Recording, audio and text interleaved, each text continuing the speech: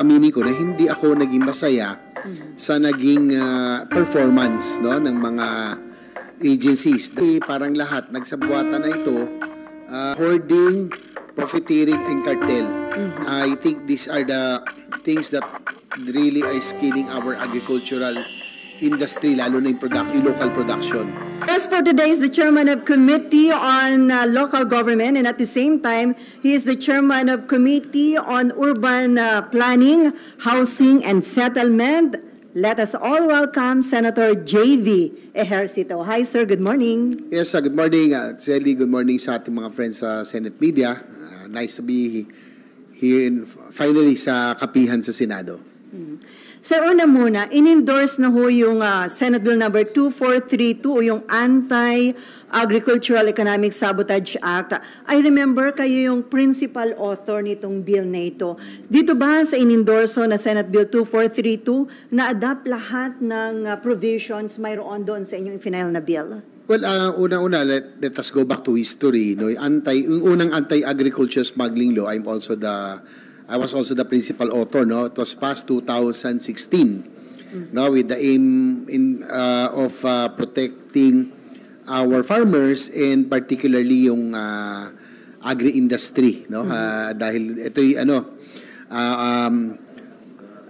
produkto nung mga numerous hearings on rampant rice smuggling at that time. At I can remember Mayor Duterte was even one of our resource person. So ito po yung final ko na naipasa naman with the help of Senator Cynthia Villar, the chair of Committee on Agriculture, Anti-Agriculture Smuggling Law. Basically, ang BOC ang pinaka-main enforcement agency to implement this law. Unfortunately, 7 years after its passage, being the principal author, I have to admit, aminin ko na hindi ako naging masaya sa naging performance ng mga agencies dahil nawala nga yung smuggling, naging technical smuggling, Department of Agriculture, SRA, NFA, BOC, parang lahat nagsabuatan na ito. Tuloy-tuloy parang importation na, left and right na yung issuance ng authority to import agricultural products, particularly rice and sugar. So, nawala nga yung smuggling, no?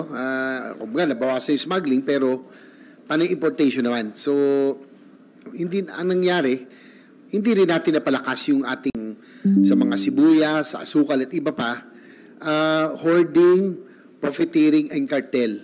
I think these are the things that really are killing our agricultural industry, lalo na yung local production. So, in this amendment that I filed on the anti-agriculture smuggling, it will now be known as the Anti-Agricultural Economic Sabotage.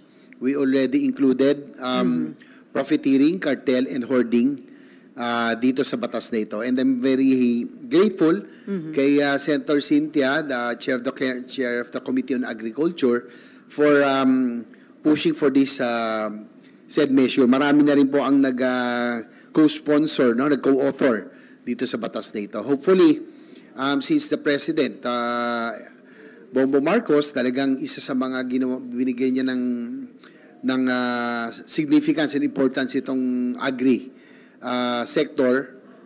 Siya nga po ang concurrent Secretary ng Department of Agriculture. Hopefully, makatulong itong passage ng Anti-Agriculture Economic Sabotage in protection of our local agri-industry and para matulak naman natin yung local production.